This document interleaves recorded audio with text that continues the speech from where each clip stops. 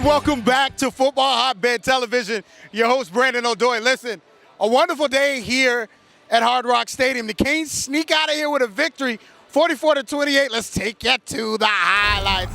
A little bit of a lazy, yawny type of start for the Hurricanes. Virginia came out completely fired up for this game. They raced out to a 2-touchdown lead, 14-0 early. Check out how they get behind the Canes defenders, and this thing was starting to be a bit of concern. But then the turnover chain. Jaquan Johnson, the finalist for the big awards, he came through with a pick six, and Miami never let go. Second half, they put up 30 points to 7 for Virginia. They walk out of here with a resounding win. It was defense, it was special teams, and most of all, it was Malik Rozier using his feet, getting in the end zone, and Travis Homer, he touched it off, he topped it off for the day, blowing this thing out of proportion. 44-28, the Hurricanes get the win. After the game, Mark Richt said, look, it wasn't pretty, but the reality of the situation is we move on. He gave props to Bronco Mendenhall and this Virginia Cavaliers team, and give props to them because they came in here looking to upset the Hurricanes, but the Hurricanes said, not so fast.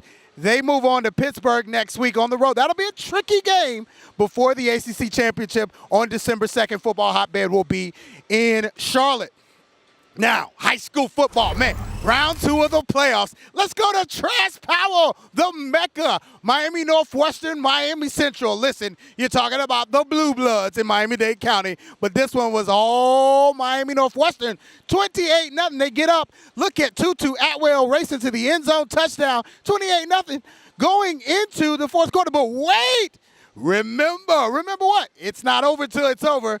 T.O. Terrell Perryman, wow, this kid just takes off. Lexington Joseph gets in, number 24, for the score. Now, Central has a chance. It's fourth quarter, 31 seconds left to go. Late in the game, Miami Central has the ball. If they score, they get in. James Cook gets in. We think it comes back. Next play, TT, the quarterback, throws, pass incomplete. Northwestern goes crazy because they hang on. Man, they did everything they could to try to lose that game. Coach Max Edwards said, God has smiled on us. We have the grace and mercy of God because they should have lost that game, but they advanced. Next week against Carroll City, it will be absolutely bananas. Yours truly will be right there. And let's go to Plantation American Heritage, the number 3 team in the country, taking on Bishop Moore. Look, this is a little bit of a get-back game, but this was all Miles Jones. Miles Jones, the most underrated kid in South Florida.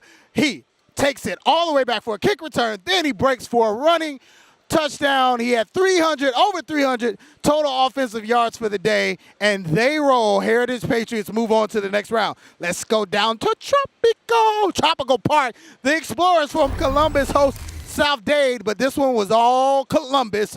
Coach Chris Merritt, the man, he's been doing it for over 20 years.